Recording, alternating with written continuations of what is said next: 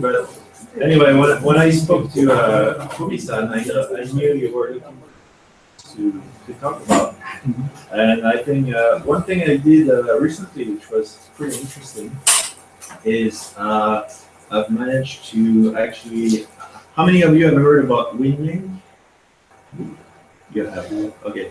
So basically, I managed to send an email for the first time via HF radio to my test subject Dan. I confirmed. I got it.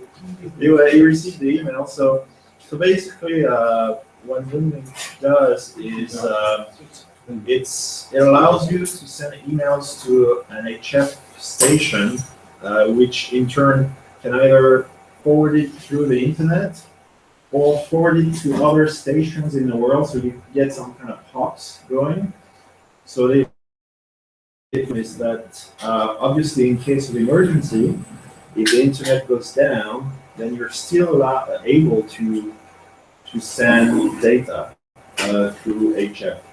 And when we had the big earthquake here last time in 2011, we still had, in Tokyo, we still had electricity and we still had access to the internet. Things were down.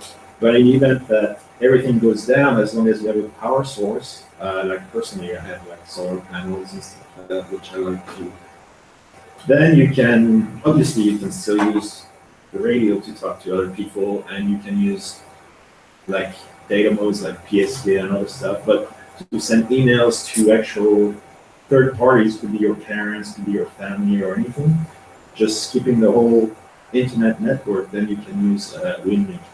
So I had tried for a while in Japan, Winlink, and to be honest, I have not been successful. Reason being, first of all, I don't have that much power, I'm not QRO. My antenna is just a dipole, so I'm sure people with like more power, better antennas will have easier access to those foreign bonds. And also one of the issues in Japan is that many nearby nodes around. So there used to be one in Korea, that one is gone. And now if you want to ping various stations that can relay your email, there's some in the Philippines, there's some in Hawaii. Hawaii is not bad, it's all water. So, and there are a few in Australia.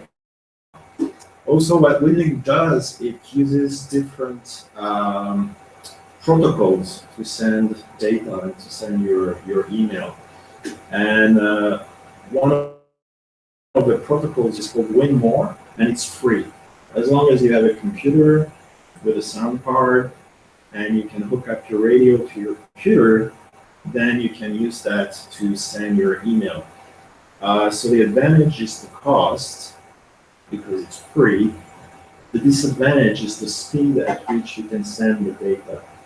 So the original WinMore was like WinMore 500, then they improved it to WinMore 1600, but the really fast stuff, which you can use, it's called a Pactor. I don't know if you guys probably heard about it.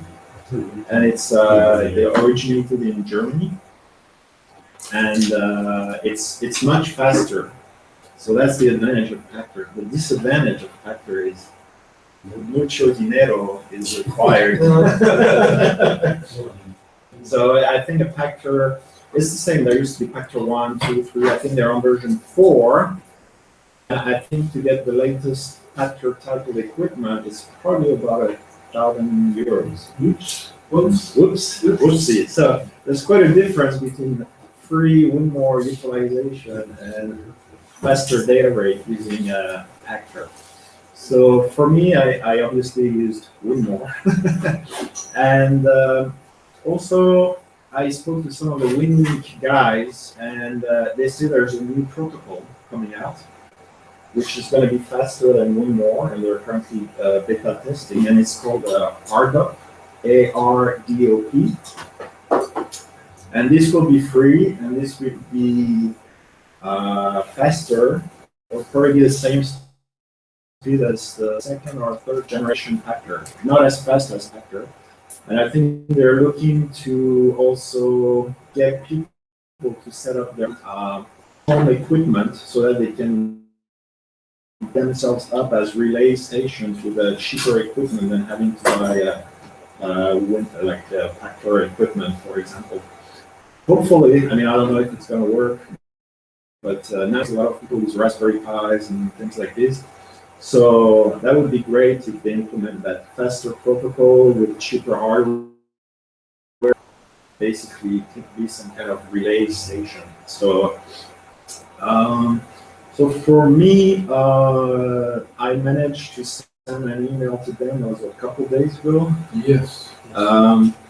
And what I did is I connected to a Australian station, and that was on 15 meters. So that was a bit surprising to me because the band is not really great.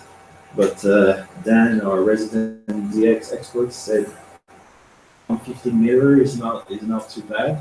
Especially, I think I got in. It was around gray line time for all the north to south. I'm not sure if it's makes much of a difference, but so just to show you roughly what it looks like. Also, something I'm using here, which I think is quite useful for people who want to connect to their home station and things like this, is I'm using Google Remote Desktop, which basically allows you to access your home station or computer. It's free. So it's Google. You know, we always say hand operators are very short arms. They can reach their wallet. So it's a good solution. So basically, right now I'm connecting to my. So now this is the software at your home computer? Yeah, it's on my home computer right now. So I'm connecting to my home computer. So this is what the program which I use is called Winlink Express.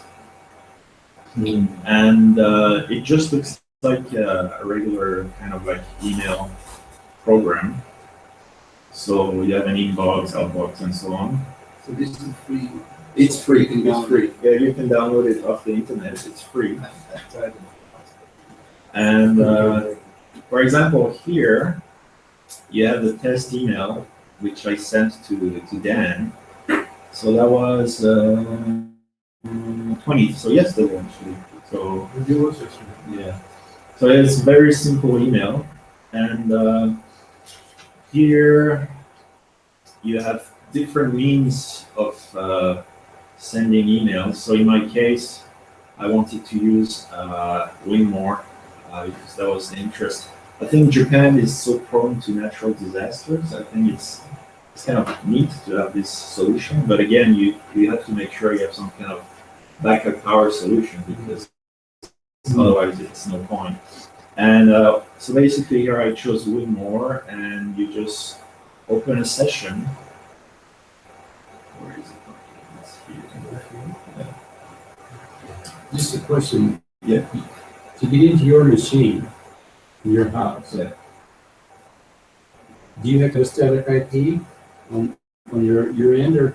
That's a very good question, static IP question. So basically I use, okay, you have two choices for static IPs. I think one is to use a service like no IP, which is free, and every month you have to confirm that you're still using that IP. So it redirects it through. So it redirects you directly. Right. Or you can ask your internet service provider to give you a fixed IP address. Does that cost money? Some of them will charge you, some of them won't. So that answers your question about fixed IP. Yeah, well, that was the question, was that with regards to this application, I don't know how they do it, but Google sorts it out. So you don't. in other words, you're not worried about it. You're not worried You about. just let the Google Yeah. sort of.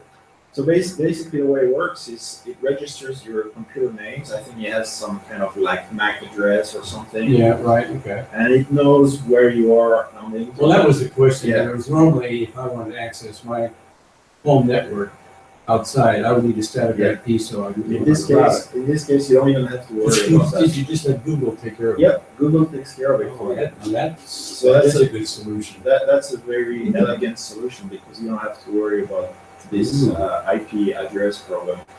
The only thing you have to do originally is when you set up a local machine and a remote machine, you have to set up some passcode to make sure you're the only one who can access it. Right. So you can save it in memory in your laptop, and then it's automatic. So it lists the list of PCs that are online that you can connect. You just click on it, and Google takes care of it for you. Very nice of it. So it's very nice, yeah. So like for me, for example, if I want to help my parents with their computer, because if they're not feeling comfortable with digging into the computer, you know, yeah, I installed it on their machine and they can start it up and I can remotely go into their machine and see what's going on.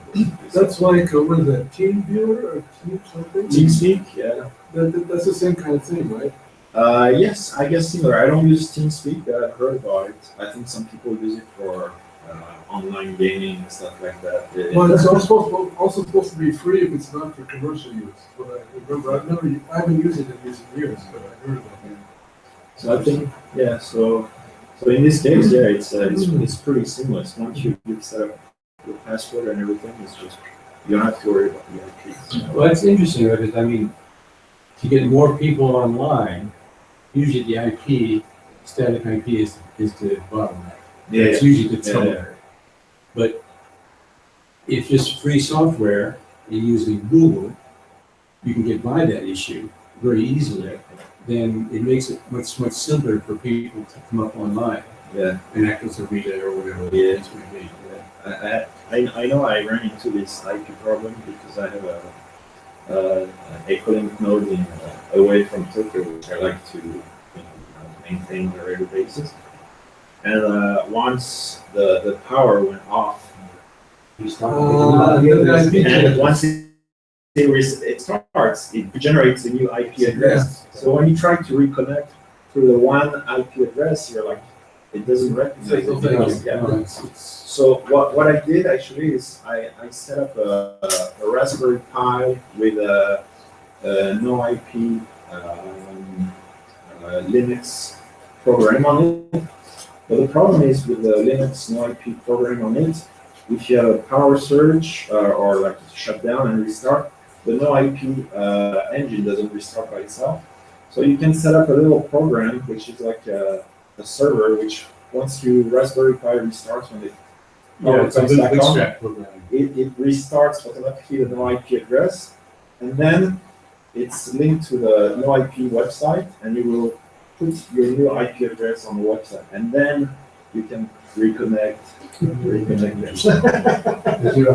You get power on you. Yeah.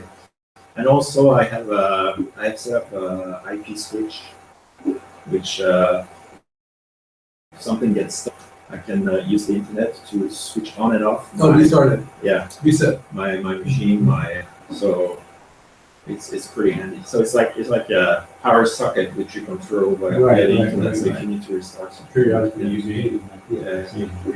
So for me, that's the best way I've found is to have this IP switch, which I can control the power remotely, and the no IP engine on a Raspberry Pi with that little server program, which I use to restart it.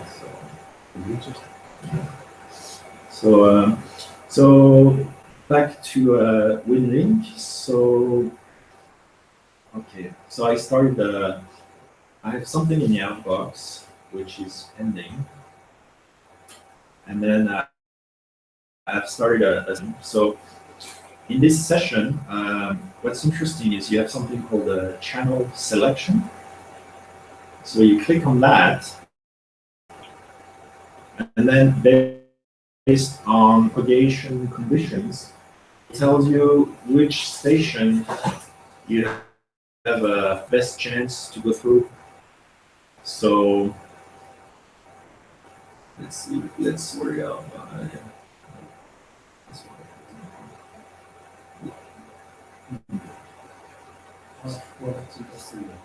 So it has The higher number, the better. exactly. So here has a reliability estimate, quality estimate. Pretty sure. So it's telling me Or that, that's Philippines, right? yep, exactly. So it's a station in the Philippines. It's telling me the distance. Here it's the frequency, so 14074.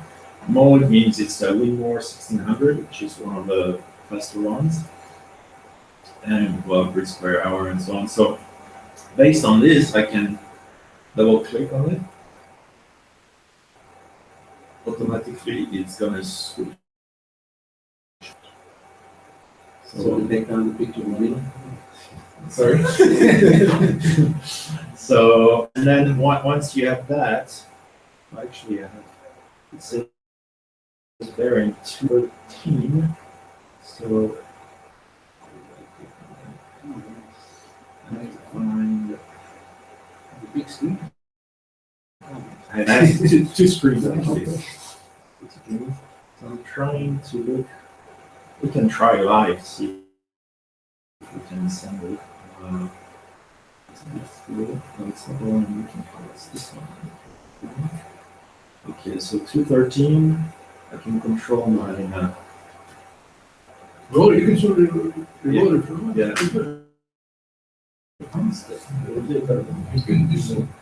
So it's turning. Control my work here in my mouth. So when I got the rotor and His wife is on the balcony. yeah, I shook To her. see the big sun. I shook her in the left arm, it's turned left. So it's That's pretty nice. That's great. it's turning, so I have to find my rotor. Is that 213 degrees? Yeah, it's 213 from where my station is. Okay. So I'm guessing it's probably about there now. So we can try. So start. My guess is it's gonna fail, but you never know.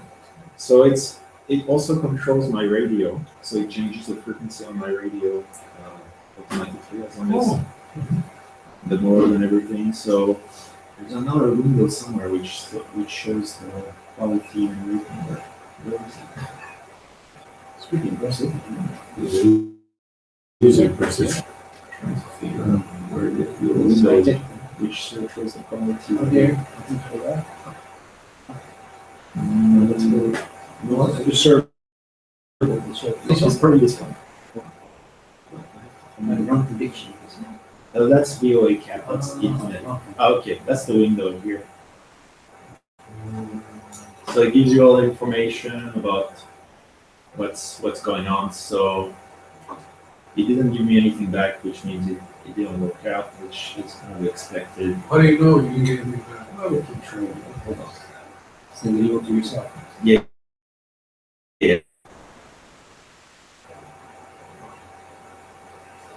It's still a bit remote. Okay, let's try again. Start. So that's what it looks like. So Actually, sailors are using the yachts. You can access to satellites. Yes. And on a budget, they use This it a is lot. actually pretty popular. Exactly. yeah, yachts, boats. Yeah, absolutely. A lot of sailing boats. So here it's sending some frames trying to connect. Oh, it tells you the latency too. Yeah. So you can see the transmitted frame is trying to connect. It's gonna fail. And then at the end it sends the agree. So far I've managed to get it running once. Yesterday, which is when I set it up. But this is on 15. Sorry? This one I think we're on. I think it's 20 meters. Right? I think we're on 20. Oh, yeah, 1404. Which is, We can, which is, it's a bit late for. We can try another one. So The signal to noise is let's see, select, so channel selection. Oh, actually, one thing I can show is they have also a forecast tool. So it tells you based on the time, what's the best time to try to send your message. That's pretty sweet. Winlink used to have some connection to EOA cap, propagation conditions and everything. Yeah. And now, when I reinstalled it last time, it's using some kind of government-sponsored tool. I don't know what it is, but it's called ITS-HF. That's the little pink thing you see here. So on top of Winlink Express, you have to install this little tool. But they explain this to you on the. This little tool has all the propagation information around, so that when you click on these little windows, it tells you exactly what the conditions are and so on. So let's see, channel selection. Okay, we can. Do we have anything? Yeah, DX1 and 7. This one is 7. We can try. Philippines DX1N. So let's try this one. Problem is that my 40 meters at home is really noisy. But we can try. So here we go. Start.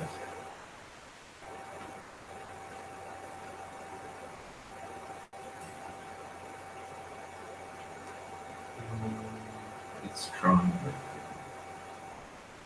I see what you mean about the nodes. Yeah. It's a few and far between. It makes things difficult. Exactly.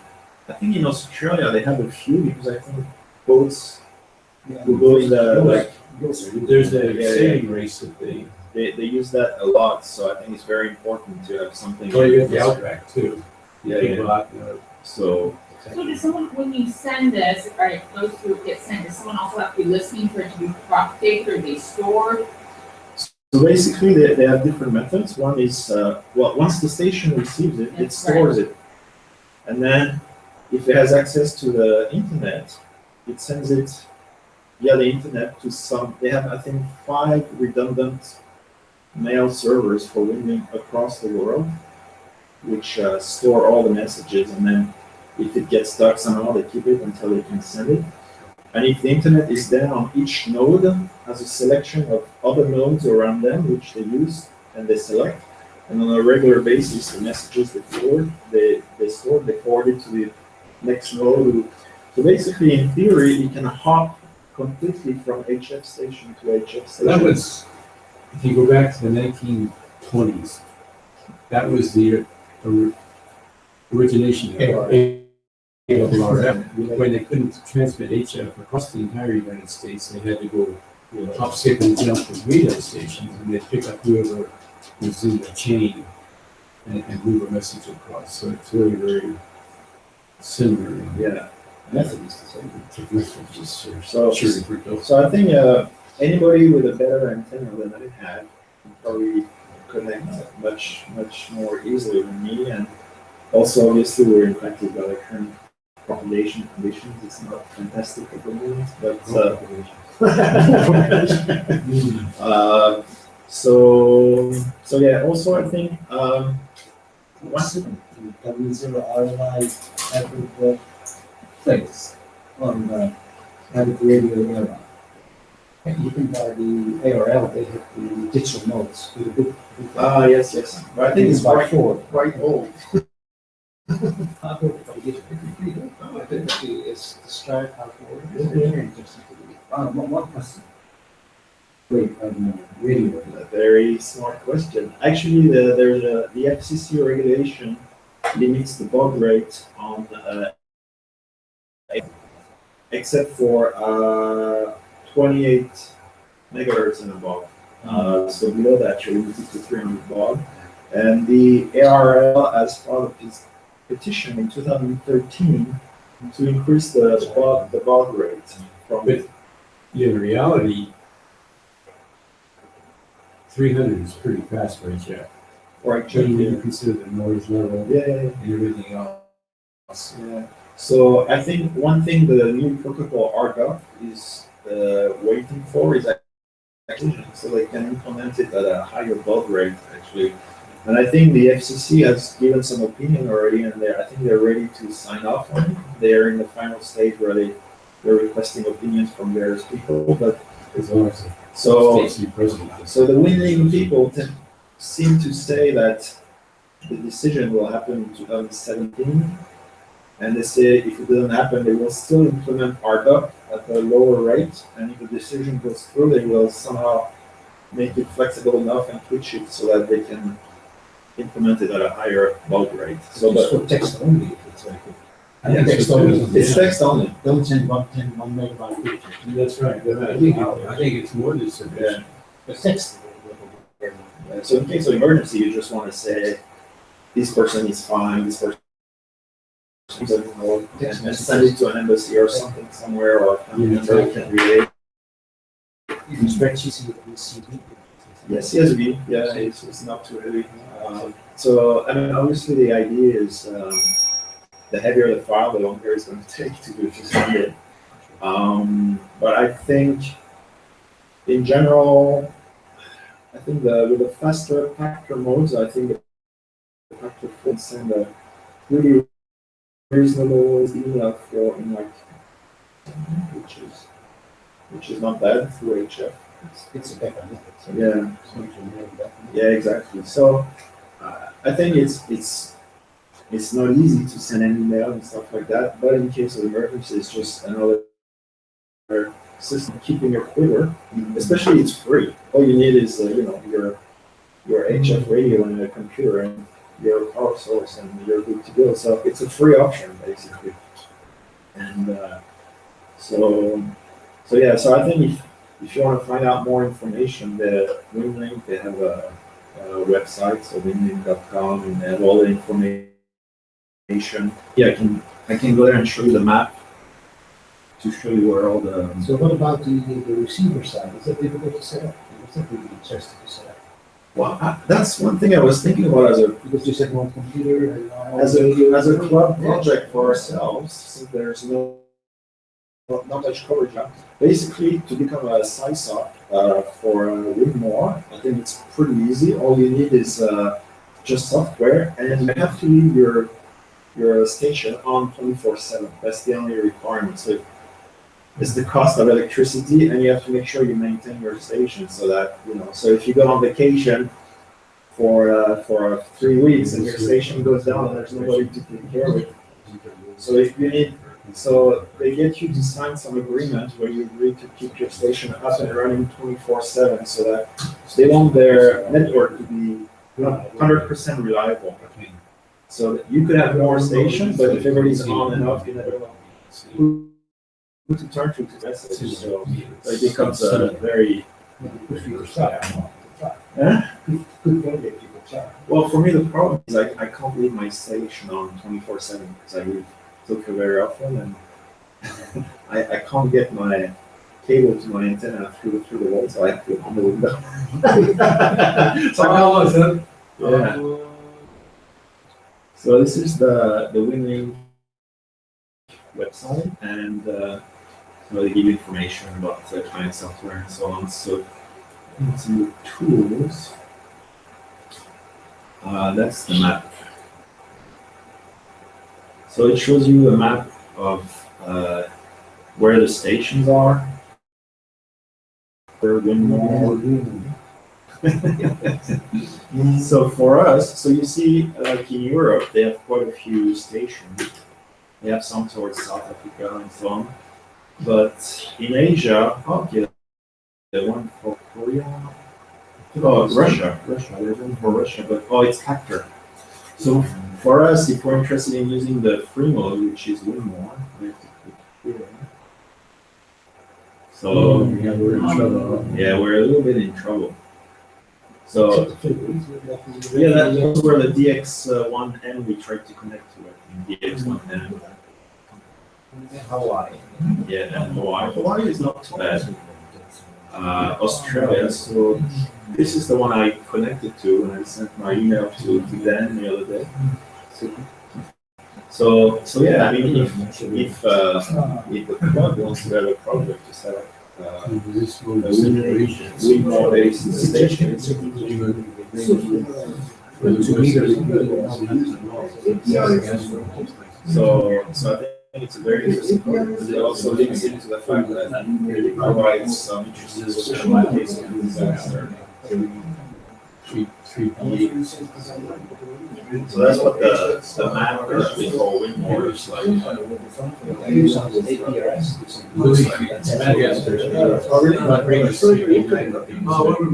This way. Very likely. I'm talking to the guy, he's. Very active. So I think this is a guy that. Yes. That's 3D8? I'm saying the I. 3D, I think. Yeah. I'm not sure. sure. I'm talking about this time. These guys get better. So it goes through. There's another guy. I think the advantage of the Winlink would be you can hop from station to station to station. They're pretty. Yeah. They're quite active. I Maybe gave you us said tonight. North Korea. I just, So yeah, but and I think obviously I the like people yes. in charge of Winlink, they're always looking to add 17 nodes. So if somebody can leave a station on 24/7 and take the responsibility to make sure the uptime is good, then it's nice. So obviously it would be good to have two stations in Japan, so a way not too close to each other, because if they're close to each other and there's a disaster in the same area, then it's not great. But one is still better than zero. Is there other clubs that would be interested in tag teaming? So hey, that was up here. Are there other clubs that would be interested My in first tag time teaming? this year Tag was. You mean like joining to do it? Joining, do it together. We don't know. We just go to next. Actually, I'm just curious. In Japan, it seems nobody uses it. In the US, it's used by races, ARDOP, Mars, similar systems. So many emergencies. This is because of Japanese regulations, very tricky. The third party traffic is not allowed under Japanese amateur radio activity. So if you handle email disseminating to non-radio operators, it's gonna be illegal here in Japan. Yeah, that's. But in this case, So probably only in case of emergency, maybe I accept it, but in ordinary phase, maybe considered to be illegal. It's a question of like. yeah, actually, That's a very good. because Yeah. in theory, when you send your packet data, you send it to another ham radio station, right? It's on behalf of. But if you're the station sending it, you're a ham radio operator. But you're not Still third party traffic. The content is very Yeah, no, it's true, but I think just set up to protect NTT and KDDI. Japan has some agreements with countries, right? I think I've seen their list. Yes, They have an agreement with the US and other. Some years ago, they changed the rules. But even though that the third party traffic toward the non-amateur is not yet allowed. Only amateur to amateur. So JRL declared that even a remote station, suppose a remote shack in the United States, right? That station has to have a call sign of the station. So that stations allow Japanese operators to be a guest operator. This is a consideration with JRL. Same like automatic operation. In the US, some frequencies are allowed to do, some frequencies So actually, automatic operation. automatic stations are zero. It's forbidden actually to the In third the US, party. it's It's forbidden. certain frequencies. It's forbidden. It's It is forbidden. automatic. It's automatic. Yes, for sure, it's good. You think someone's having it? No, but then maybe you're right. I think it's above 10 meters that you can, let's say. So in theory, if I send the email to another ham radio operator, is it authorized or it's still third party? It's very, very difficult. The more gray areas there, but most people don't care about it. They're fishing. It's same like the links which we use on the summer. Something question mark. Is it? Very questionable upon, regulation, but who cares? Well, in case of emergency, yeah, who cares? Yeah. Actually, in case of emergency, anybody's allowed to use a radio station. So- And For us, it's a good, experimental activity. Yeah. Sort of, emergency preparedness. Absolutely. It's a great idea. We better do some drill or maybe experimental, linking to other, node like in the Philippines or that drill may be necessary in daily life, but you see the very no node in Japan, right? that's the problem. I don't mind to say it. Because I think that's true. if the ordinary Japanese operators set up a node, maybe somebody said criticize this is illegal. Well, whatever you do in the world, somebody will criticize. Yeah, So, that's. original mic comes please everybody, but we just have to make sure we don't break any law. It's very That's the important. issue. So, but I mean, if we could have like a few nodes in Japan, somebody in Korea or something, and then it would be very useful. So that could be an interesting project for people who volunteer to do it. Like, That's interesting. Yeah. I think neighboring countries should be of the most interest.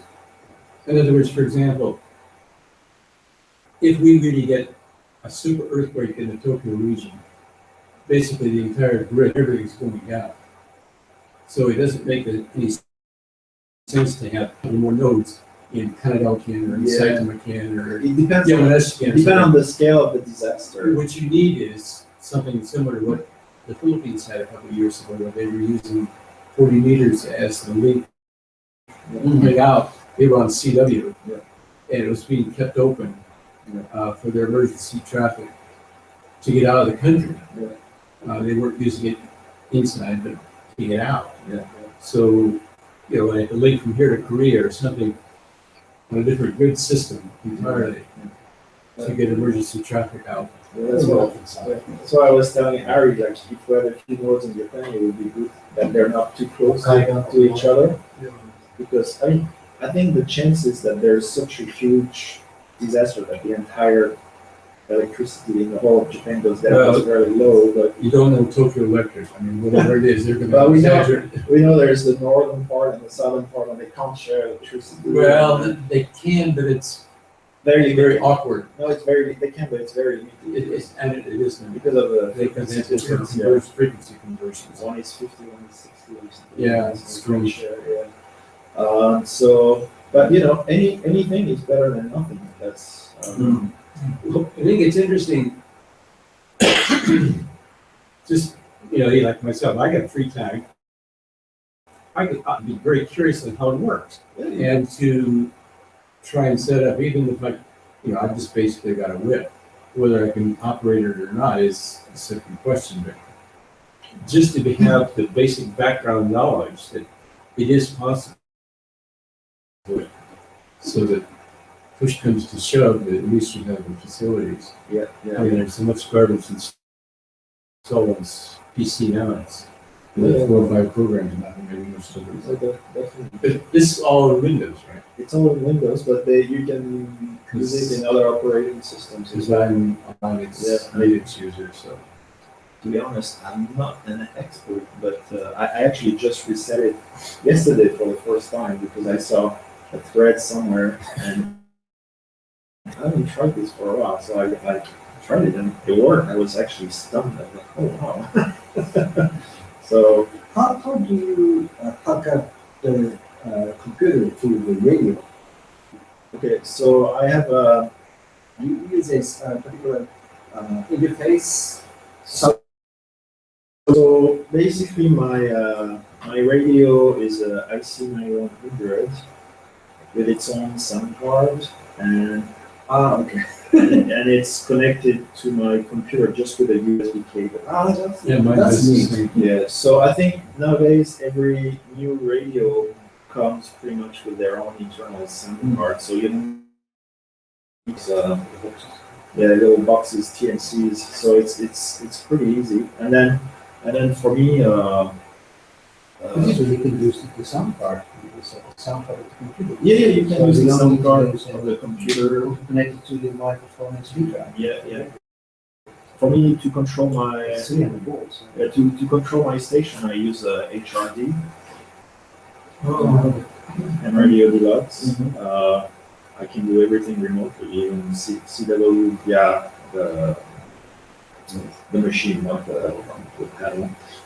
All the digital modes, I can do everything remotely. In this case, I think, I mean, I'm sure I can change it, but the COM port that Winlink and HRD use, because they are both trying to connect to my radio, I think the COM port is not split. So if you use one, I cannot use the other one at the same time. So that maybe there's some configuration you can use both at the same time. But so yeah, that's the overview for Winlink, which I thought is pretty interesting system. So I don't know, Harry, if you wanna like gauge what's interest in trying to set up this system. We could take and contact the Winlink guys and we say, look, because you need to sign some agreement, you can't just set up anything. And you can play around first to try to see if you can send messages and so on, and feel comfortable with it and see if it works. It's pretty interesting. So that's about Very interesting. One more question. Yeah. Do I have to register as a user for the Winlink? yes. So it's very easy. You just register your call sign with your name and so on. And if you have long arms, you can give a donation, but you don't have to. And basically, to confirm your registration, all you have to do is you send it, you connect, they call it Telnet. I think it's Telnet post office, is basically the internet, to make sure your message gets through. And once they receive your message, register in the system. And then they also have some other abilities like Iridium Go Winlink, sounds like satellite based. There are a lot of stuff in there which are not near. They have peer-to-peer. They have a whole bunch of stuff basically. So for those of you who are Iridium Geo, satellite phone. yeah, it sounds like it's Satellite based. it's very interesting. Very interesting. So, but I'm guessing in the US, like many emergency services and responders use this. So it's interesting to see that in Asia, pretty much nobody uses it. So I'm not sure. But the regulatory aspect that Arnaud mentioned might be one of the reasons why. You have this can go on a tablet or does it have to be in your book? I'm not Google it later, got it. yeah, I mean, Well, I think it depends. The tablet's either gonna be Android Right. or iOS, so I think the operating system would be the issue more than the CPU horsepower. You know, You can access to your computer remote. well, yeah, I'm sure that's gonna probably a Windows system, maybe Mac OS and Linux would be the three. I'd be very surprised. I'd be very surprised if they offered something for. You never know nowadays.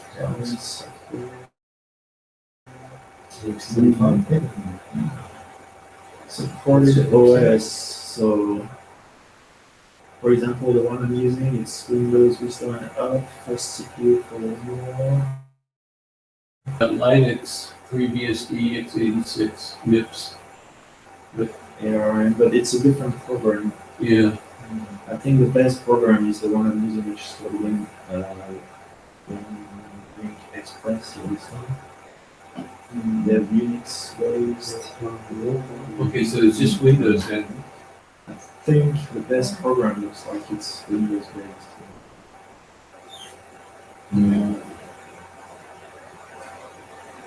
Most of the radio controlling software is Windows based too, so I guess it doesn't make much difference. So yeah, there's tons of stuff in there. So, Very interesting. Thank you very much. No problem. You're using the IC9100? yes, You had a different rig before, right? but same one. It's the same one? We bought it together. A camera? Same one, same one? So you can upgrade 1.2 gigahertz as well, right? Yes, it's an extra Extra add-on, but for repeaters and Tokyo, it's nice. So yeah, I have the 1.2 gig, and actually, yeah, it's a decent. Do you guys know the problem with D-Star in Japan? Very good. Yeah. So I have some these so I can give you some background on this. Well, as you know, D-Star is a digital mode that was introduced by JARL, actually, by Japan. It's JARL who set up that digital mode. And now it's very widespread around the world. But the funny thing is that when they set it up, the type of repeaters that are in Japan, they're called G1 type repeaters. It's just a name for D-Star. And the rest of the world is using G2 type repeaters for D-Star.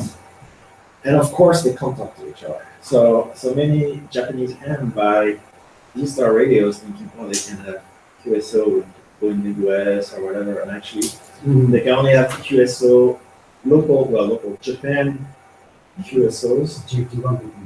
Yeah, so there are maybe like a handful of G2 repeaters in Japan. There's a few around Chiba, Inage, and there's one or two near Osaka. But the problem is, like, for example, D-Star, they have some kind of like D-Star day, whatever, and I don't know what it's called.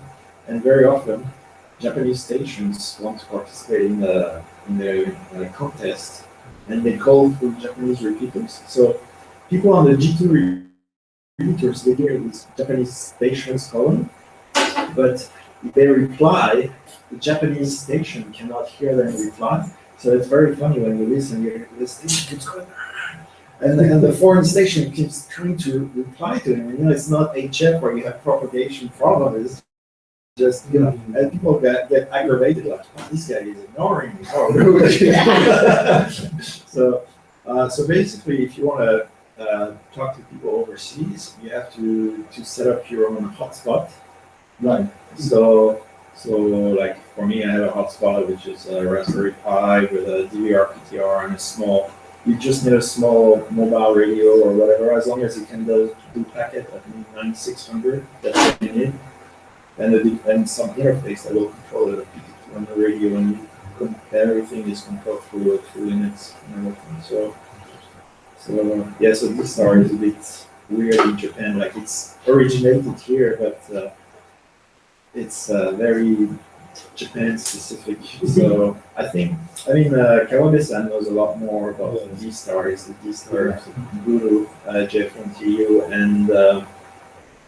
and basically, for many years, they've been trying to create some kind of like software that would go on top of the G1 repeaters and then generate the interface finally between G1 and G2, but they haven't managed to do that. I think the problem is purely a language software problem between G2. One is D+, and the other one I forgot is called, but they don't talk to each other. Yeah, and you know, the interesting thing is that with the competition from Fusion, DMR, P25, whatever, many nodes are coming online. I would have thought that ICOM especially would have kind of like made some effort to, you know, I mean, they were the first one there, and it's a first mover advantage. Sometimes it's an advantage, sometimes it's a disadvantage, because the other guys can see what mistakes they're making, learn from that, and come up with something which is better. But they haven't come up with something to fix that problem. It sounds like they probably think that in Japan it's not to fix that problem because I guess of all the Japanese stations that use D-Star, not all of them probably speak to people overseas because of a language barrier probably. So they're probably happy to speak to other Japanese stations in Japan, but there are some Japanese stations who only speak over to people overseas. So what they sound like very often I'm on like overseas repeater, and I Kawaga-san is calling me an overseas repeater, and so it's a little bit tricky. The advantage of digital modes, for example, we were talking about APRS. So do you guys know about APRS and DPRS? So basically, APRS is not a digital mode, and DPRS is part of D-Star. And the advantage of a digital mode is like through a single frequency, you can send voice and data. So whereas APRS, you need two frequencies, one for voice and one for data. So Kenwood recently joined the D-Star game with so it's very interesting because Kenwood has produced a new handheld, which is the D74. Yeah, with a color display and it's like $700 or something for a handheld. And it does D-Star, which is a game changer. Before it was purely ICOM, so it's nice to see another maker join D-Star because we need a bit of standardization, and it does APRS at the same time. And the only problem with that handheld is it doesn't do DPRS. So if you're in an APRS area where you have coverage for APRS, that's fine. But if you're in a DPRS only coverage area, then you're basically out of luck. Yeah. Whereas the ID51, for example, which is ICOM D-Star, is D-Star plus DPRS. And it's actually, I contacted some of the people in charge of testing for Kenwood. And because when I was interested in the handheld originally, because I thought it was APRS. So I think, for example, in Japan, APRS has very good coverage. And I think APRS is better than DPRS in Japan. So I thought, wow, that'd be great. You can have a radio decent than FM, non-digital, and we can have APRS and DPRS. So depending on where you are, it's perfect. It's like the jack of all trades, basically. And when I dug into the manual, I couldn't see any DPRS. And I'm like, I must be making a mistake. So I contacted the guys who test for Kenwood and everything. Like one famous guy for his that call ends up with GPS. I forgot who he was. And he basically replied, he said, look, don't post this anywhere in any forum or anything, but basically, we've been relaying what you're saying to Kenwood. They know about it, but somehow it sounds like they want to push APRS over DPRS. I'm not sure why. So it looks like it's a purely commercial decision at this stage, and it's a bit silly because the GPS data is GPS-A, that's the NMEA whatever standard, which they're sending for APRS.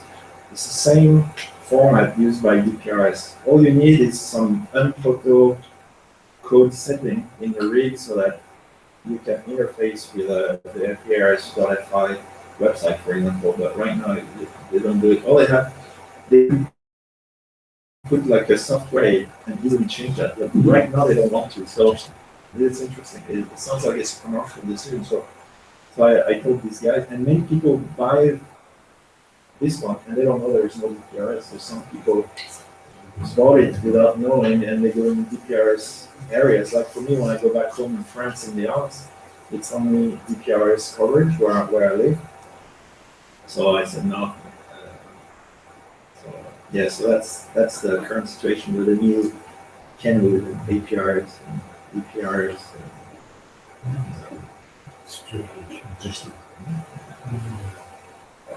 Otherwise, on another topic that I'm not understanding, I don't know if you guys know, but the summit on the air has started in Japan, in SOTA. There's been quite a few stations. Yeah, so I know Japan had their own Yama something group, which was already, you probably know that. Japan had their own group, Some peaks. activating summits for radio. I don't know, there was a group in Japan, but SOTA is international, it's summit on the air, and they've started in Japan, so now they have many summits you can go to, and some people are, some people are chasing DX, and some people are chasing summits. So the interesting thing is you can, if you enjoy hiking, you can bring your rig, and you can set it up, and all of a sudden you're in Japan, but you're like with DX, everybody's calling you, and so it can be very interesting. They have a list, you know what the list is? Of the summits, Yeah, this would be the, Actually, from Korea, your Chile, the colony where there's quite a few areas that have been qualified. So The only issue is getting within X number of meters of the summit, which could be awkward. well, there's some rule for that, right? Yeah, I think there's, it's either activating the actual summit or down somebody. So this is Japan, so you have all the different regions, so let's say Honshu, for example.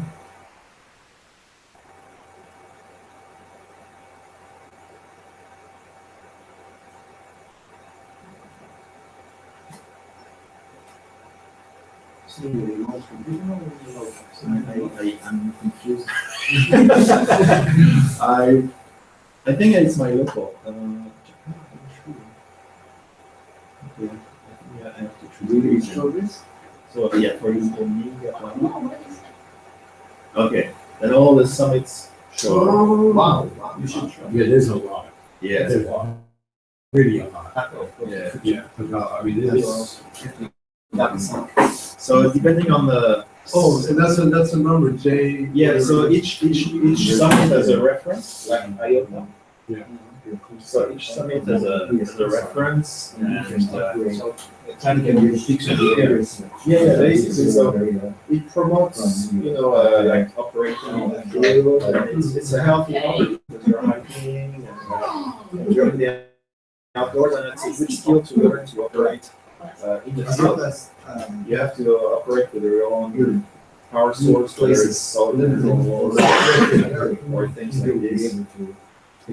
So Japan is with the most summits listed in the database. Oh, really? Yeah. yeah, we've just done the whole center. Many mountains, so Yeah. there's gonna be So a huge number. there's There's a lot of access. you can see all the summits here, and it's just for one region of Japan. So That's summit number on the right. and it's very interesting because it also teaches you to operate QRP. Or, for me, like when I go back home in France, in the Alps, for example, there's many summits around my hometown with some friends. Sometimes we go up really early in the morning, and sometimes we manage to do QSO with Australia with just 5 watts and vertical and mountain top and things like this. It's growing all the time, and now some people travel overseas to activate summits in other countries. Well, it's kind of interesting because a couple of years ago, emails to us. this topic came up here in Japan. Yeah, we sent it on this. Yeah, it was a couple of years ago, somebody asked if, Operation has to be done at the summit. No, so basically, they have some rules. They say We exercise on it. you have to- you have Very to- attacking. it depends on each country. They kind of like adjust the rules depending on the specifics of each country. But for example, for the summit, you have a vertical threshold. So if the summit is too dangerous, maybe you have to be within maybe 25 meters vertical. So you don't have Still 25 more. and you have to be 2,500 meters. and you have to be within a certain distance of the peak itself. So it means some peaks will be very hard to activation. Not common, not Most of common. these in Japan are Maybe serious, dangerous or seriously volcano. Yeah, but actually, it's funny because the day SOTA was created in Japan, in the evening or whatever, they sent the email. The next morning, there was somebody on the top of Fujisan activating Really? Fujisan. Yeah. So is it done in Japanese or English here in SOTA? Well, I mean, 5.9, the book. If it's, if it's on CW, it's going to be basically, Actually, the funny thing is, CW to make contacts in SOTA is easier than SSW. Oh, yeah. well, it should be, And one of the reasons is they have something called SOTA Watch, which people announce ahead of time to skip like the expeditions. the expeditions.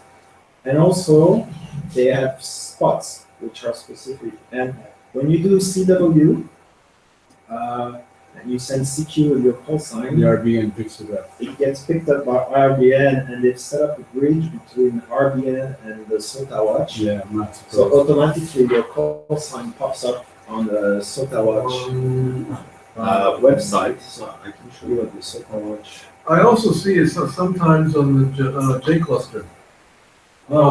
Jacobs. Yeah. On the summit on the air, Summit on SOTA.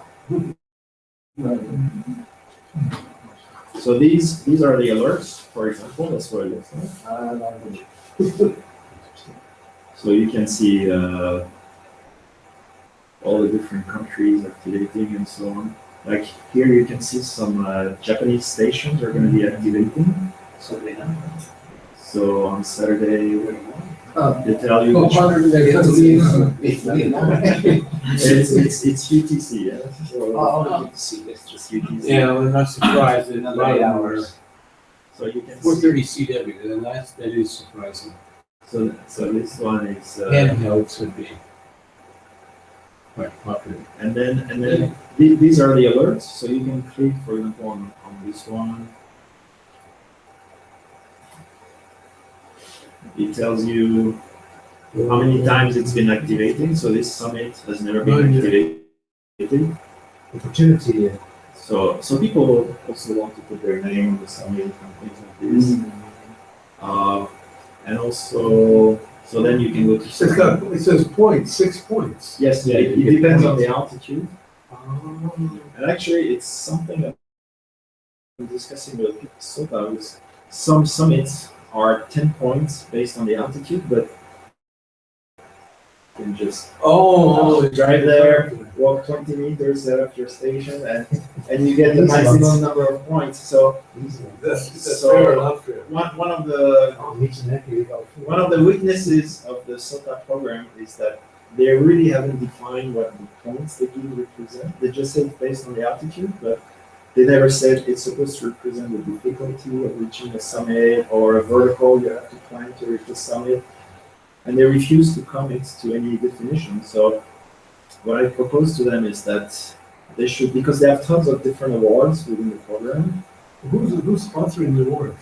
It's SOTA org in the UK. It's based in the UK Even for Japan? for the whole world. It's like, it's like It's a worldwide organization. And you can upload GPS tracks. So I thought one of the awards they should give is like people enter their GPS tracks, and it also helps other people who want to activate the summit later to see where the track is and so on. And then based on the vertical you climb, if you reach a certain level, there should be an award. It's some of the things they want to consider, but in a way, there's a little bit of politics involved, which is kind of weird. But it is what it is, because some people they're kind of like very competitive about getting summit points, activating. So they don't want to climb difficult summits. They want to get, the easy they way. just tour the easy drive up summits to rack up And a big donation. To rack up. to rack up the points. And these people don't want to change to a difficulty-based scheme. So it's a little bit weird, but some summits you can see the SOTA. So this is the alert, and then you have SOTA the spots.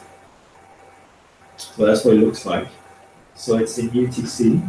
So you can see this is Portugal.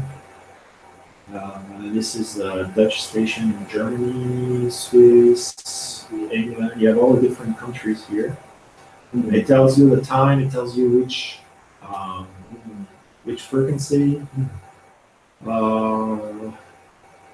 This guy went up by bike. So they put some comments. I'm trying to see where's the RBN spot in there. It's interesting. Let's see, because usually it says. And what you get points, not only up there, but if you received it on the ground. So if you hear a station on the summit, you're collecting points as well. So they have activator points and they have chaser points. Yeah, activators and chasers. Yeah. It's like the You can try to The MGLTA. parks. Yeah, parks. So you can okay. be a chaser. For example, this one posted by RBN Pole. So that's what you were talking about the reverse beacon network. Their CW signals got picked up by RBN, and they have a bridge between the SOTA spot and application and the RBN network. And they have database. They have a database with league tables of, for example.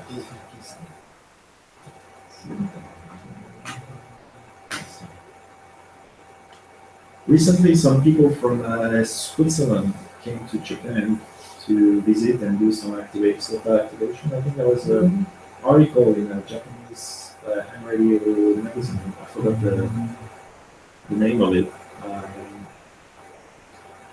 I've seen a few emails of people.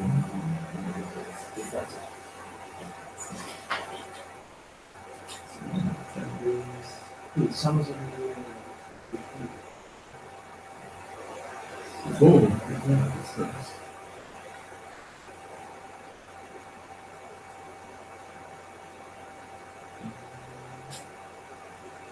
So, for example, for France, the activator load.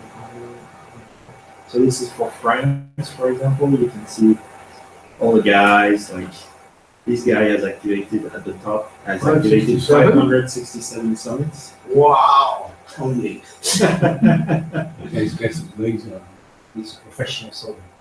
And once you reach 1,000 points, you become what is called a mountain goat. That's nice, eh? And they have all kinds of awards and Interesting. How do they, here I am there. how do you confirm this, the contacts? How's it confirmed? You- Like you- LTW, they have something like this? Or how- You You need your enter cell card? you enter it into the database. So for example You here, did two summits? no, I did 22 years. That's amazing. Yeah. It's amazing. And It's a full-time job. so you can show the log. You enter your QXOs and you can look at the log. So these are this is the log of stations I have QXOs with. So and in Japan, I mean, there's tons of summits. So if anybody wants to hike and try activating, they can do it. It's, But you have to confirm the QSO before the. it's kind of like an honor system. There's no matching required. So you enter your log and you have to, certify that you make the QSO. You're on your own.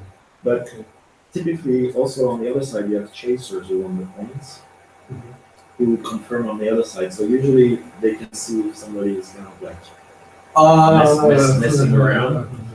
Because most of the people who call are actually chasers. I mean, you have other stations, you'll hear some man, they just join in because they hear Because it sounds like fun, get into the brawl. It's like a restaurant, everybody's queuing with it, must be good, and you start queuing too, right? So yeah, it's, and they also have something which is like a forum, which they call a reflector.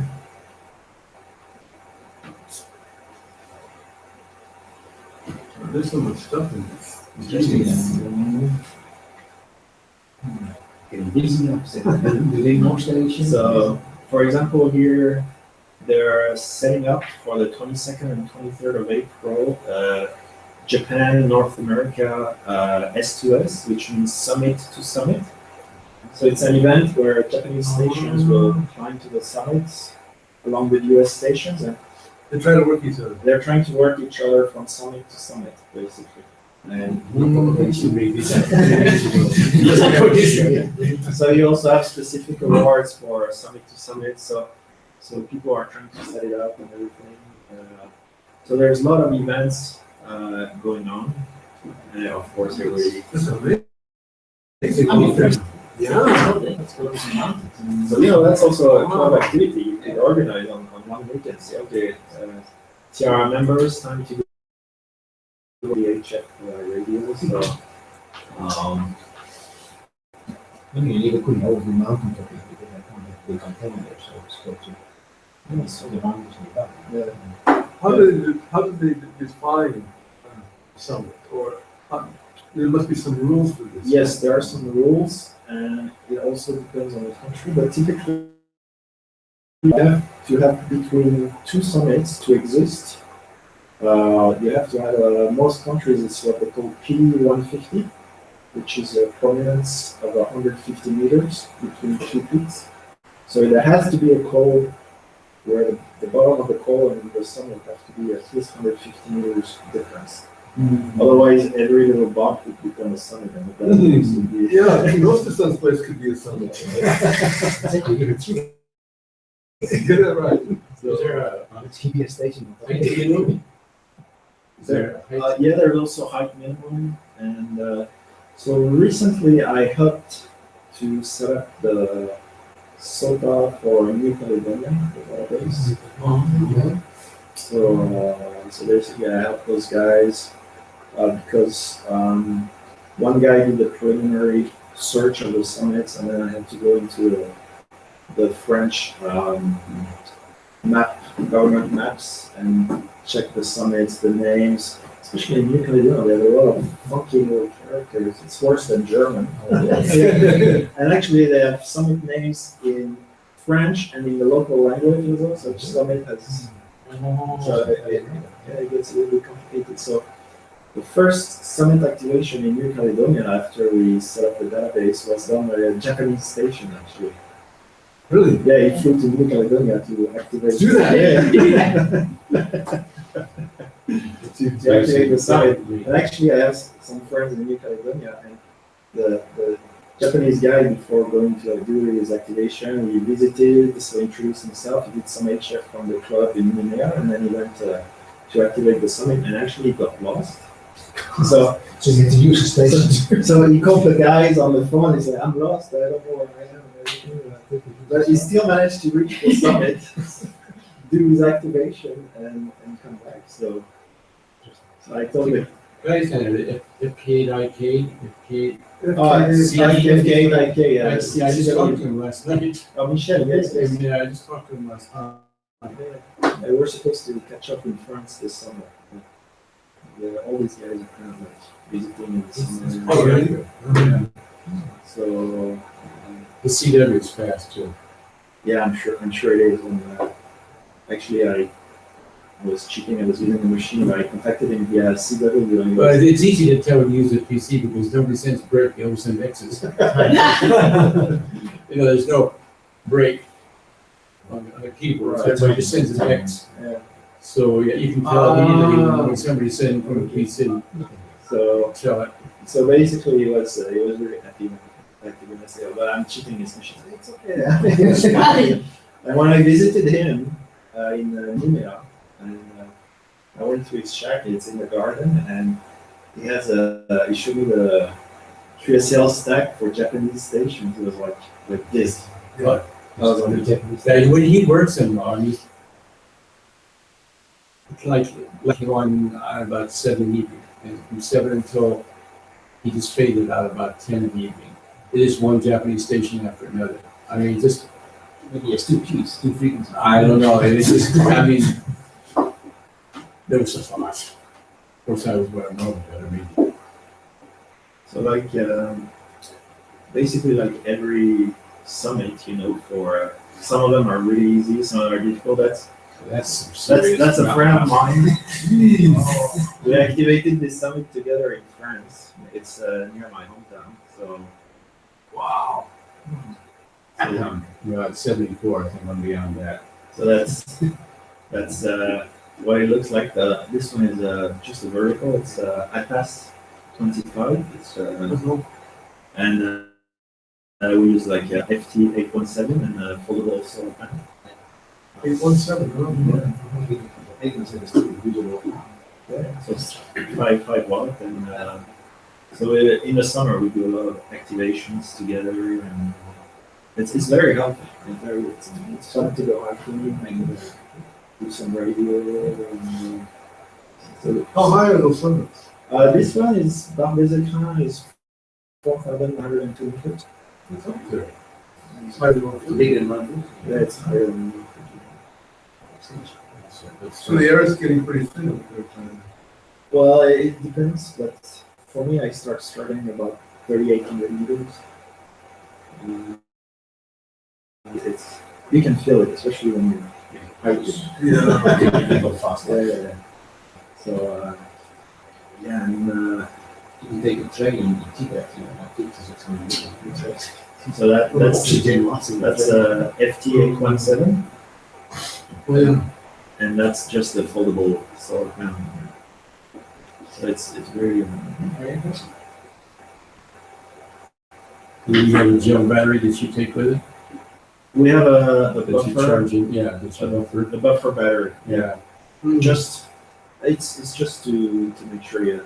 Yeah, right. At least we have a Searches off. yeah we have a controller in between just to make sure there's no problem, like charge controller, and but for the buffer. So that's How long did it take to climb it?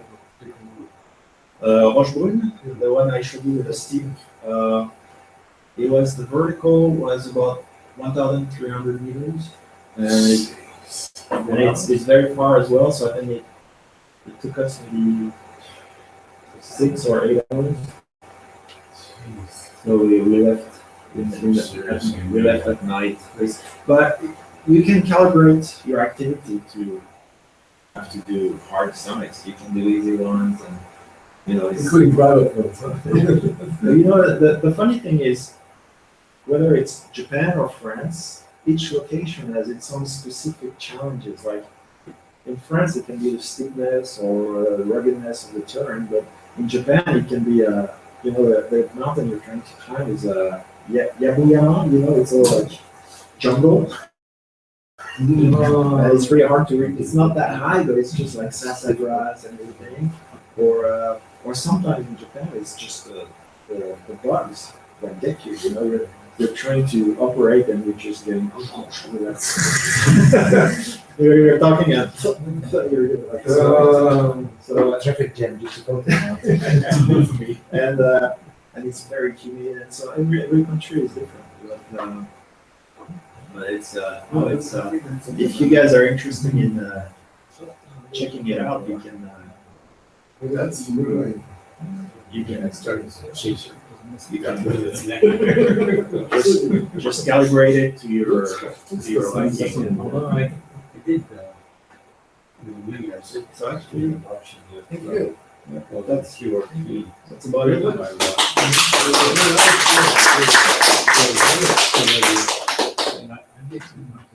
Very much appreciated. I think that these much More more than very useful. It's nice for people to try. Really small. That's, You know, I think as a club we can work on bringing. We could organize some SOTA activities that happen somewhere and do some HL or something. well, the last things we did as a club, I mean, years ago was field day.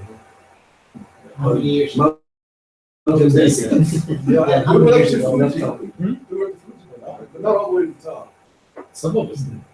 Oh, yes, that's right, at night. Some climbed to the top. Were At you night? that time?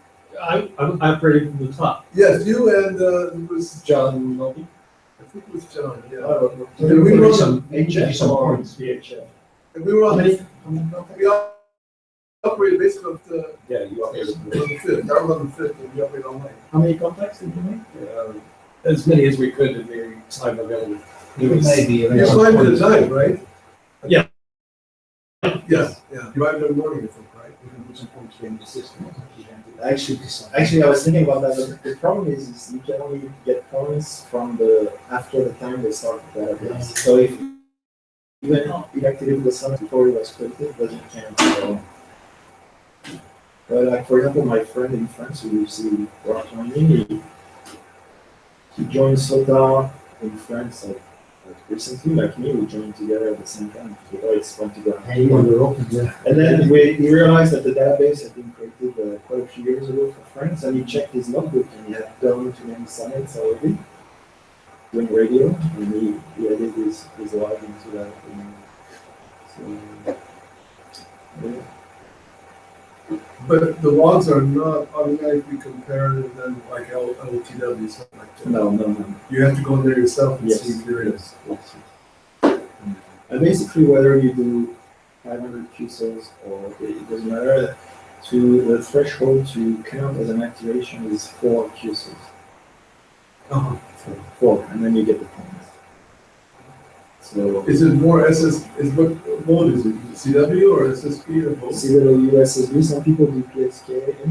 There's one PSP one that you scroll through. Yeah. I was kind of surprised to see it.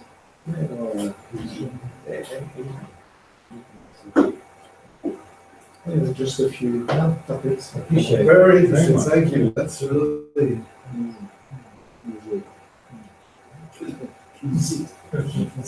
You definitely see the nice pictures, which is homemade, but you can show them this.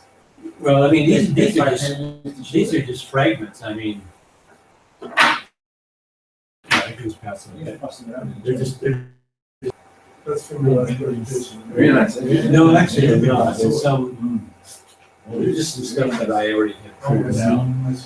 I've got some extra ones that are on the data gauge. I give it back to you.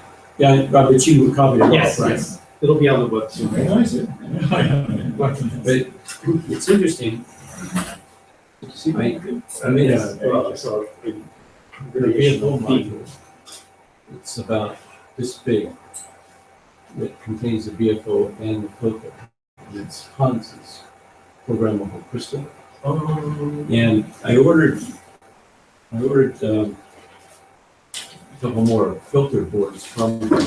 And they just arrived when I left this evening. This is the actual. Turkey. Yeah, he's in Turkey, He's but in Turkey. they're still being made in China, and the guy that's doing the selling for Tokyo or Japan is located somewhere here, around here. I mean, that's where you place the order, so you don't have to place the order to China. Yeah, you don't have to. You can place the order, that's where it goes. But this board is a low-pass filter. It's a 5-order low-pass filter. And the programmable crystal prog rock, as he calls it, is a bit bigger. It's 2 layers. So my module has one section just for this, it's shielded, and the other half is for the. These things are small. He makes it very, very fine. Well, yeah, he's gotten himself into trouble because they've been too tight. ARRL didn't like to expose emissions from the whisper. He went through a lot of experimentation. He had 30-some odd experiments to find out where the problem was and how to improve it. It all boiled down to the base motherboard.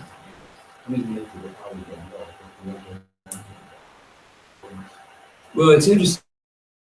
A friend of mine in Australia, their spurious emissions are 5 watts and above.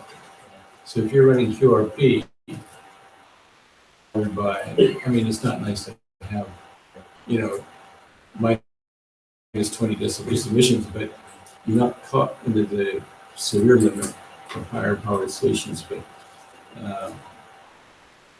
in the States, nobody cares what kind of car it is. So. Well, they ran it through the labs and they found out that I think the fifth harmonic or something was snaking itself through, but because he had mounted them up with the plastic standoffs, the branding of the motherboard.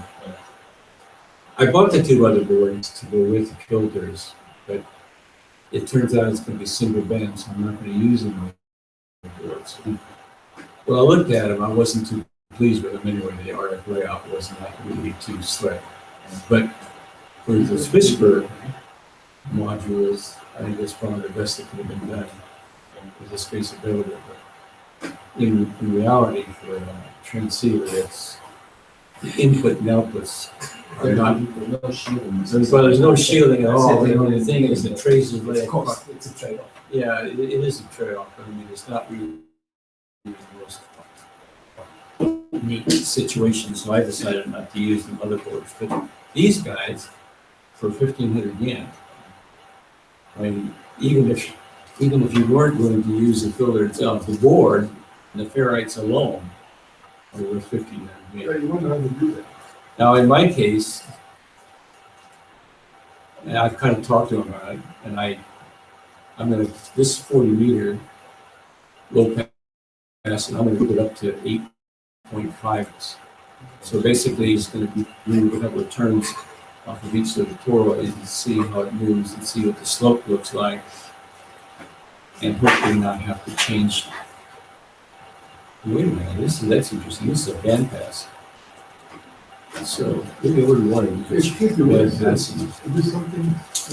That's an example of a track that I uploaded. yeah, it's a low pass. Out of the activations I did in SOTA. And the elevation. Yeah. From the GPS. So this one is from slightly above 2,000 to 3,000. I think it's 3 3600. 3600. This one is 3,776. So this is also your proof that you did it. I put this to help people who want to go to the summit. You don't need to put it on the proof. Oh, You don't need to. So this one was 1,300 meters, and one way was around 8 kilometers. So the round trip, no, actually, this one was around 9 kilometers. So the round trip was almost 20. That was a tough one. Yeah. and you go with one of the people or On that day, I was by myself. by yourself? Yes. Actually, the summit was tough because there was one section you have to turn a rock face like this, and it's actually angled towards a cliff. So yeah, but it's a little bit extreme example. You have tons of easy summits which you can just go with your family and go to barbecue. But that was not one of them. No, that wasn't one of them. Jeez. You gotta be pretty experienced to be doing that. Well, you calibrate to your own personal experience, fitness level. For me, I like to kick my own ass a little bit to lose the gut and So it sounds like something like that, you want to have at least two of you in case. it's better to have two people, yeah. But it's like when you do backcountry skiing or something, you try to organize with people and somebody's got a runny nose and somebody it's like in the end we're like, okay, I go if you guys want to go, John, but otherwise you end up doing nothing. Actually on that day my other family will be climbing. He went with somebody else climbing another mountain. I went to do a summit to summit. But the friend who went with him had altitude sickness. So they had to turn back so they couldn't activate their summit. So I was the only one on the summit.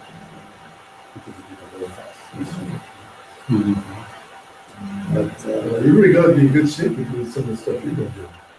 I'm not in good shape, so anybody can do it. Yeah. There's no way God's be ready to get me up there. That's quite an accomplishment, I think. But like you said, there's easy summits up. Yeah. I mean, just for the sport of it. And also, if you activate in winter, you have bonus points. because they consider that It's more difficult. And if you're in a tropical country like New Caledonia, you get bonus points in summer because it's hotter and more humid. So I'm surprised they had it in Caledonia. I thought that was just, the highest summit is around 2,500 meters. oh, really? That's quite good. So when you start from the ocean, So it's not a coral atoll, it's a volcanic one. Well, coral would be basically a circular atoll, like Midway or Wake or something like that. yeah, Whereas it is an atoll. So it's it is surprising that kind of a summit to it. you can check this list. I think it's around 23, 24 million. Oh, really? 16 million? There's quite a bit of mountain area there.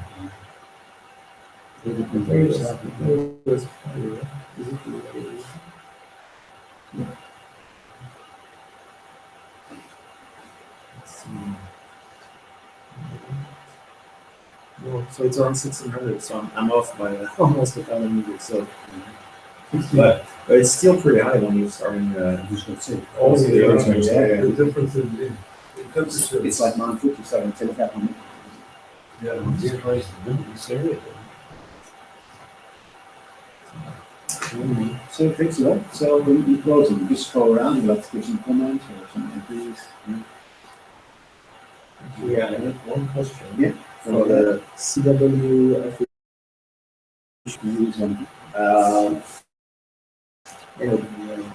so basically I hooked up a paddle to my IC9100 and CW, there's two things. One is copying what you're hearing, and the other one is your actual fit, how you transmit. And what I found out is there a way to, when you transmit, whether it's video or paddle or whatever, to have a program decode what you're saying to make sure you're saying properly, that you can be decoded. And it tells you how many WPM you're saying. Second receiver, no? Generally speaking, if you're going into transit, the CW into the receiver's view. But you're going to have a side tone. So you can hear the side tone coming in from the transceiver, And use that to. or a side tone from external peer. And then use that to, MFJ has got some decoders. I don't think there's any available here directly in Japan. There are CW decoders and they can deal with audio. You can also, I'm pretty sure, I've done it on my iPad.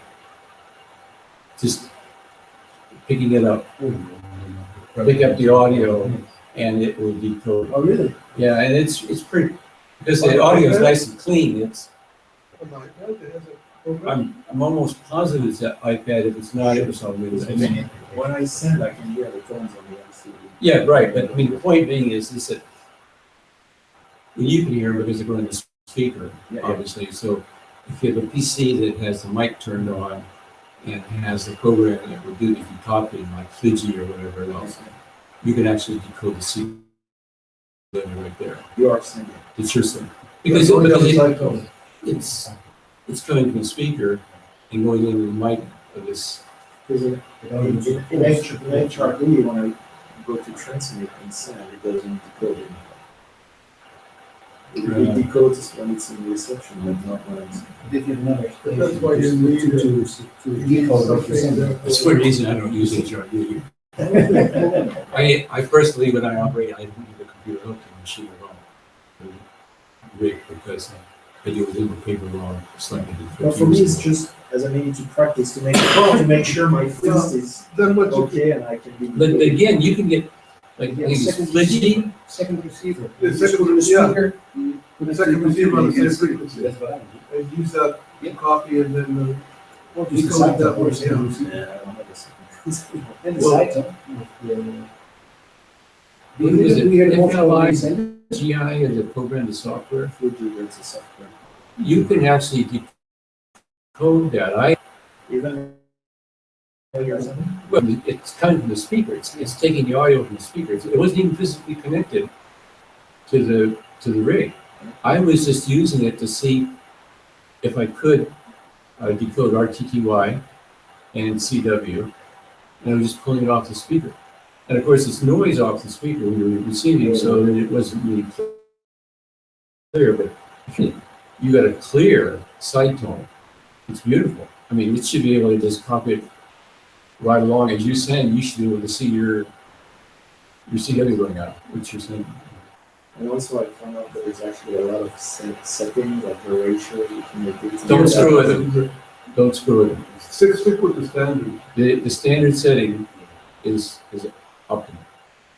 You will hear people here trying to set their weight heavy. What it does is basically it makes it sounds really, everything's been lengthened. But what happens is for DX or for QSOs, it makes it really hard to copy because there's not enough open time between the characters, and the noise has a tendency to slop it through, so it becomes really hard. Some people make it very clicky, make it short and clicky. They lighten up on their weight. The tricky is the rise and falls too. The rise and falls too fast. What that does, that increases your rate, which can then make people unhappy. We could even create ground keycodes. And do you use a pedal or? I've got the same tier as Dan does. It's Logic, what is it? Logic key.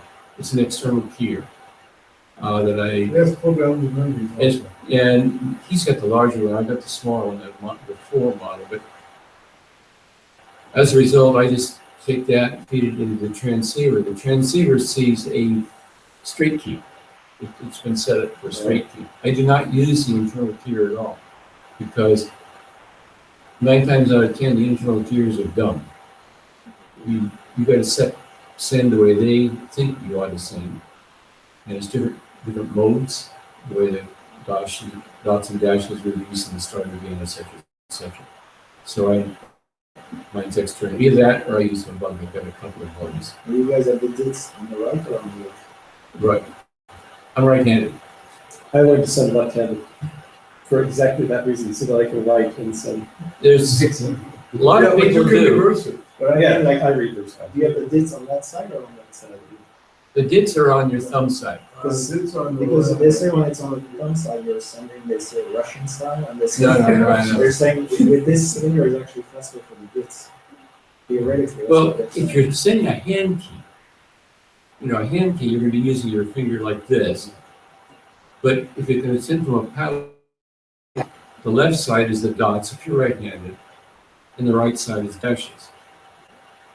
Now, as Jim said, some people, DXers especially, learn the right-handed, but they learn to send with their left hand so that they can send and log at the same time or do their keyboard. I'm not quite that. Ambidextrous are Left brain, right brain. connected at all because Well, part of it's training too. the thing is like I have Driving the car. a terrible time when I I go. said I'm driving. I don't do that often, but. Because actually, like, I know quite a few people are right-handed and actually have the dits on the right. And actually, because I was like wondering that, and they say basically, just take the pedal and do what you feel most comfortable. But the point, the with. thing is that, for example, the bits, the speed, is immaterial on a bug or on a electronic key. You just simply hold the paddle down. I mean, whether it's a speed or not, on a bug it's the same, spring operated, so it's the springs, the dots are automatic. The dashes are where going to kill you because those on a bug you send them manually, and in that case, it's this finger that's sending the dashes because you have to do it manually. The dots you just hold it down. But to each his own. I mean, whatever you're comfortable with.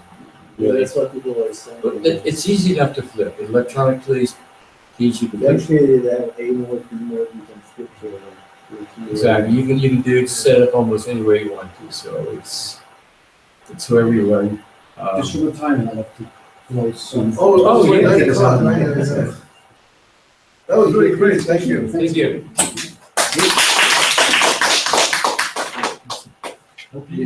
copy. This copy is from George Brew.